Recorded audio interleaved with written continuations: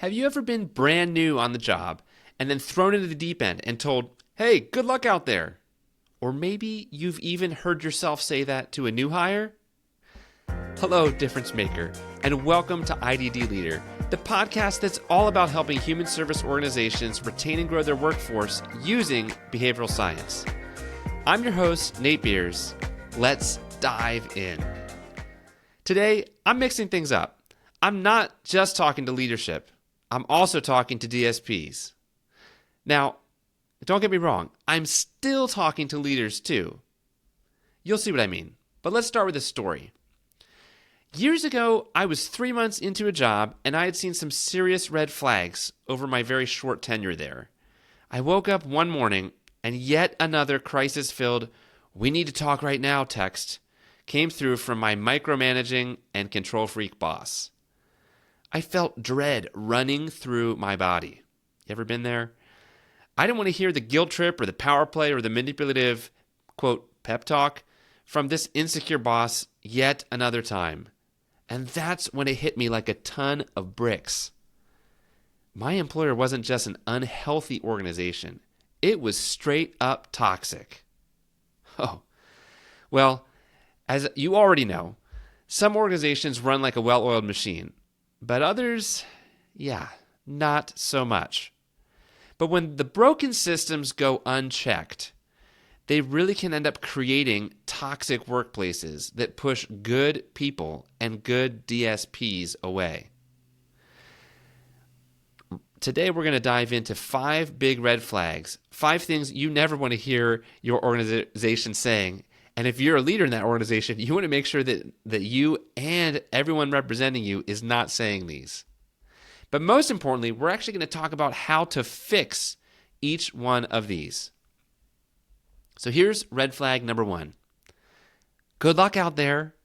Oh, imagine this. It's your first day as a DSP. You get a quick tour, you sign some paperwork, and then boom, you're just thrown right out there with a person who has complex medical needs and you know very, very little about them.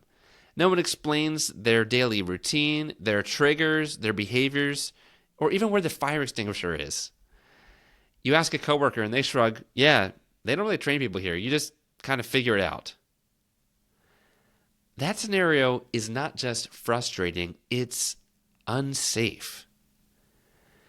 Now, if you've been in a DSP in the field for very long, or I should say at very many different places, my guess is you've had some experience that has shadows of this example, or possibly is a whole lot like it. And I'm so sorry if that's been your experience. If you're a leader, what happens too easily is that the demands of right now, the ratio and staffing needs of right now, cause us to make decisions that we kind of know are not best practice, but we feel like, well, there's no other good alternative. We don't want to close our doors or turn away people that we're providing services to. And especially when it comes down to the frontline supervisor level, it's easy to just feel stuck between a rock and a hard place. So what is the solution to this? Well, if you're a DSP, start by asking questions. If you're lost, speak up. And not only that, document what you were and weren't trained on. This might come into play a little bit later. Secondly, find a mentor. Try to find a seasoned DSP who can help you learn the ropes. Maybe the organization is not putting their best foot forward, but it's not really a great representation of what they're actually like. This might be a decent organization. Clearly, they have some problems when they just threw you out there, but maybe there's still hope. The other thing is, know your rights if you're a DSP. The training, if it's unsafe, if it's really not, if they don't correct this very, very quickly when you bring it up or alert someone to it, or if this seems to be the status quo, the way things are, you want to escalate your concerns to HR or possibly even to licensing agencies. And that's where if you have a paper trail or some documentation of what was or wasn't covered and how you were set up to fail, that's going to come to your aid in those moments. Now, if you're a leader and this is you, these are not hopefully not you personally, but these are people in your frontline supervisors or people in your organization are saying this, you want to do an audit of your onboarding process. Hello, would you feel comfortable and confident if you were trained as a frontline employee? And if not, then address it immediately. Get on that right away. Secondly, make training hands-on. Shadowing shifts, competency checklists, having clear expectations. These kinds of things are very key. Thirdly, you want to have a check-in for all your new employees, maybe at 30 days or at 60 days or at both. You don't want to assume that new hires are doing fine. Ask them what's missing. And this might sound overly obvious, but simply asking your frontline workforce, what are they needing, especially when they're brand new? How's it going? What are you needing that you're not getting? How can we do things better? And then put action to that. It's not too difficult to address. I mean, it's certainly not in theory, but even in practice, it takes just the dedication that says, we are going to fix this. We're not okay with how things are. And as soon as you as a leader, and if you're not the top leader, trying to get the top leader of your organization completely on board with this, when they are on board and saying this needs to be fixed, it's not usually too difficult to at least start ameliorating the worst parts right away. Now that brings me to red flag number 2. If you hear this being said to you, you're letting the individuals down. Or whether directly or indirectly being told, you can't leave your shift. This is a big red flag around staffing and scheduling and guilt trips. If you've just worked a 16-hour shift because the next person called off, then you're going to be probably exhausted. Now, maybe you're scheduled for 16 hours and there's some sleeping, or it's a double coverage house or something like that. But let's suppose that somehow you got stuck covering someone else's shift. You're already going to be exhausted. And then if you hear your supervisor saying things like, if you leave, who's going to take care of them? You wouldn't want them to be neglected, right? Yeah, big red flag that the organization is got some toxic features to it. If they're weaponizing your compassion, this is a problem. You should never feel guilty for setting boundaries. So, firstly, if you're a DSP, what should you do? Know your own limits. It's okay to say no. Your health and your safety matter. In fact, not only should the organization be person-centered for those being served, but it should be person-centered for the staff of the organization as well. Secondly, find allies.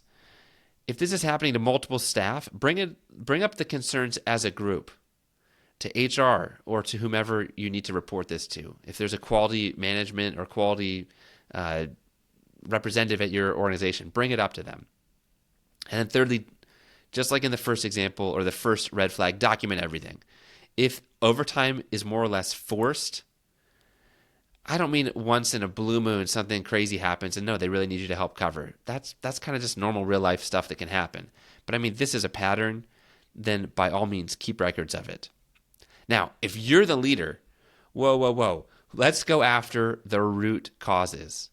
Right? It's not just enough to tell that one supervisor who said that, hey, you can't guilt trip people, or hey, don't be telling people that they can't leave. There's got to be more at play here and more root causes that need to be addressed. Is this really a scheduling issue? Is it an issue for that one supervisor? Or is it an issue across the board for many supervisors? Is your organization trying to provide services beyond what it really has the capacity to do? Maybe there's a hiring issue there. Maybe there's something that could be done to incentivize overtime or incentivize supervisors for scheduling better so that they don't need as much overtime. I mean, there's a lot of different angles, but start going at the root cause right away. Secondly, respect boundaries. Make sure every one of your supervisors and managers are taught and trained to respect people's boundaries. Staff retention will be a lot better if DSPs have a work-life balance. I've seen it many times where DSPs come in, they work a ton of overtime, maybe because they're just trying to make more money, maybe trying to make ends meet, or maybe because the organization is so short-staffed and they just burn right out. And then they often end up even leaving the field or just going to a healthier organization. The third thing you can do as a leader is you want to develop an emergency plan. Well, what is the plan for coverage when someone does call off and if there was not a backup? Like, how is there no backup? We need to fix the emergency plans around this with your on-call system. And again, offering some incentives can go a long way for voluntary overtime. There probably are still at least a few direct support professionals that would really genuinely love to work 100 hours a week because they're just trying to, make more money off of this the job. And so having some kind of incentives or voluntary overtime and utilizing that smartly can go a long way. All right, let's get into red flag number 3. If you hear this quote, I'm going to tell you, you probably want to don't walk, run. Here's the quote. Just document it this way so we don't get in trouble. And it has sort of its ugly sister quote, which is, you're the only one who's ever had an issue with this. These, I would say, are not just little red flags. These are huge red flags of unethical practices or inconsistencies in policies being implemented. I remember one time having a conversation with a director at an organization, and I had heard through some interviews with DSPs about how there was at one of their residences, there was what was practiced and what was said did not line up. And it was actually like an unstated rule that all of the DSPs, some of whom probably weren't really that great to begin with, but many of whom I think could have been very good quality DSPs, but there was a very strong undercurrent, and the supervisor reinforced this, that we say we're taking care of bed checks, or we say we're taking care of this, but we don't always do it the way that we're saying. And they had even had some, there was a lot of unwritten code at this particular house of how things were done, and a lot of major red flags and possible rights violations and things like this that were going on. As soon as I heard about it, I alerted the director. They ended up getting rid of that supervisor and cleaning things up at that house. But it's not just a little problem or something to be taken lightly. This is really a huge safety and ethical concern. So if you're a DSP, I already said it, don't walk around. This is probably you might really want to consider working at a different organization. Immediately refuse, though. If you're asked to document something that wasn't true, like to falsify documentation, refuse it. That is illegal, and it could get you in trouble, not just the organization in trouble. You want to report this up the chain. Firstly, your own organization, but then to outside sources as needed. And then, of course, find another job. This is not somewhere you want to stick around. If your organization, if anyone higher up at all in your organization hears of that and does nothing, no, be done. This is an unethical organization. It's very toxic there. Get out. Now, if you're a leader, I'm going to assume that if you're listening to this podcast, you care. This is probably not indicative of your organization as a whole. In fact, the example I gave you earlier, that wasn't typical at their houses. It was actually quite unusual. And so they took action right away. Of course, take action. And reward honesty. That's one of the things you want to communicate to your DSPs, your supervisors, that you're going to reward honesty even more than compliance. So even if there's an issue or something that happens that shouldn't have happened, we want to be upfront about that and as honest as possible. Secondly, make sure that your policies, make sure that they're good policies, but then make sure that that the practices match the policies, I guess what I'm trying to say. Make sure that the people understand that there's not like a written policy here, but then there's this unwritten policy of how we actually do things over here on the side. That is not a good thing. You don't want that at all at your organization. So you want to make sure everyone knows to walk the talk. And then, of course, doing self-audits on a regular basis can go a long way. So you're not just waiting for some kind of external review with a licensing body, but you're making sure that standards are being followed in your organization. Okay. Red flag number 4. If you hear this quote, that's just how this field is. Yeah, if the organization is normalizing burnout, normalizing poor conditions, not good. So here's an example. A DSP could bring up concerns about low pay or about being exhausted, about high turnover. And if the response is, this job isn't for everyone, or if you really cared, you wouldn't be in it for the money. Or maybe the response is, it's like this everywhere. All of those are just excuses. And just like armpits, we all know this, excuses stink. And a lot of people have them. Well, in the case of armpits, everybody has them. But no, we don't want excuses. Excuses is a very big red flag. It's a sign that things are not good. And so what can you do? Instead of problem solving, this agency is just normalizing dysfunction. So if you're a DSP, what can you do? Well, push for solutions. Sometimes it might just be like not indicative of the whole organization, just your supervisor. And so push for solutions. Bring concrete ideas, not just to your supervisor, but even to leadership. If you're on the front lines and it's a healthy organization or even moderately healthy, then higher level leadership will welcome hearing from you with concerns, especially if it's a concern with an idea for a solution or a suggestion for how things could be better. So push for those solutions. Secondly, know your worth. You are a direct support professional. You deserve fair pay and respect. And no one should be disrespecting you or not giving you fair pay. Thirdly, this is probably kind of obvious and implied, explore other agencies. If this is a chronic issue, if this isn't just one sour apple supervisor who hopefully will be getting addressed and corrected or will be leaving that position, explore other agencies. Look, that not everywhere's like that. And you should never believe that that has to be what your working conditions are like on an ongoing basis. Now, if you're the leader, you want to challenge the status quo. A few episodes ago, I referenced Jim Collins' famous metaphor about getting the right people on the bus and the right people on the right seats on the bus, and also getting the wrong people off of the bus. This is your moment, leader. It might be time to get the wrong people off the bus. Or it might be time to get that. They could be the right person, like they were a great DSP, but they're not a great supervisor. So just get them in that right position, the right seat on the bus. You never want to have it where you just sort of tolerate DSPs being disrespected or their concerns being minimized and normalizing burnout. Not good, not good. Secondly, invest in retention. This certainly can look like offering fair wages, but also those recognition programs, rewards and incentives for people that engage in best practices, and offering a DSP career ladder. Over and over again, I can't say it's 100% of the time, but the stronger, healthier agencies are offering career ladders for DSPs. I've heard about different states that have this written into their programs. There's also at a national level the NADSP, the National Alliance for Direct Support for Professionals. But one way or another, getting credentialing and career ladders, in place for DSPs. That's really important.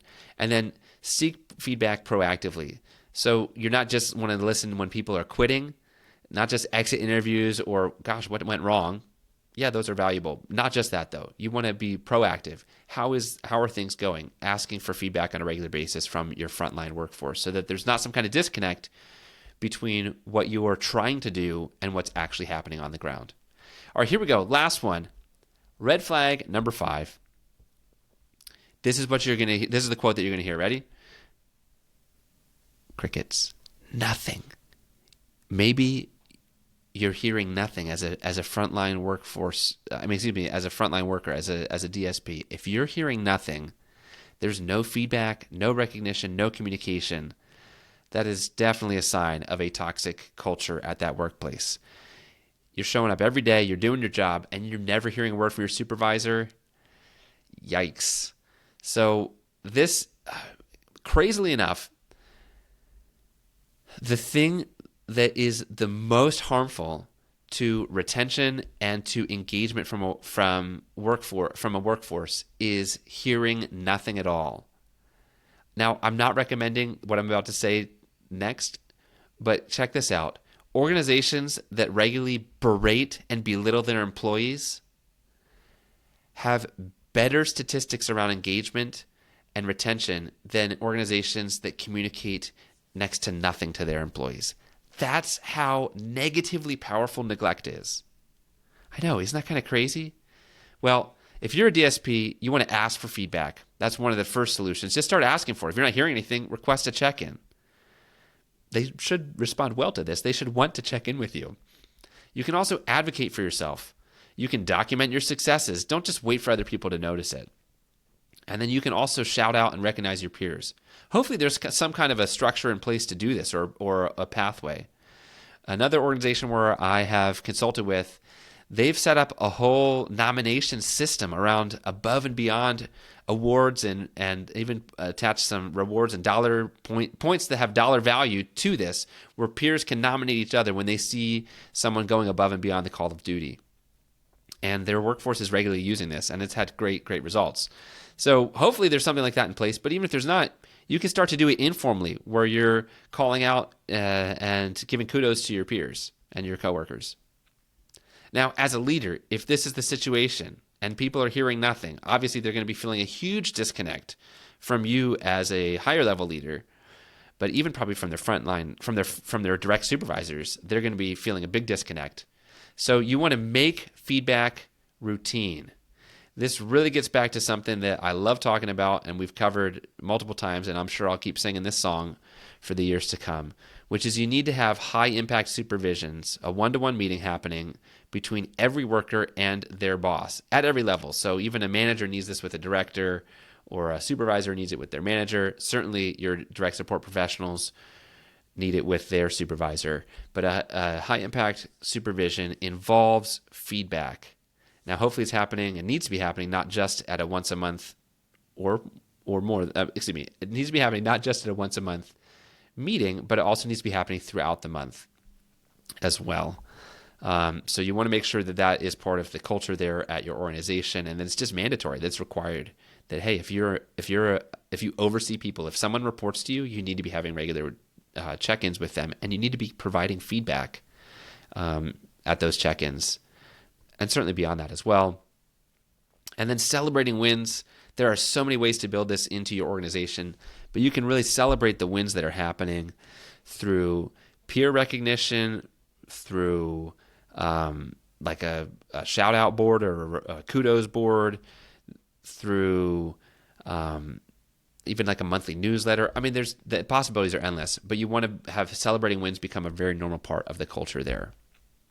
All right, so those are the 5 things you never want to hear. These are signs that you are working in a toxic workplace if you're a DSP. And unfortunately, if you're the leader there, signs that your organization is moving in a direction that you probably do not want it to move in.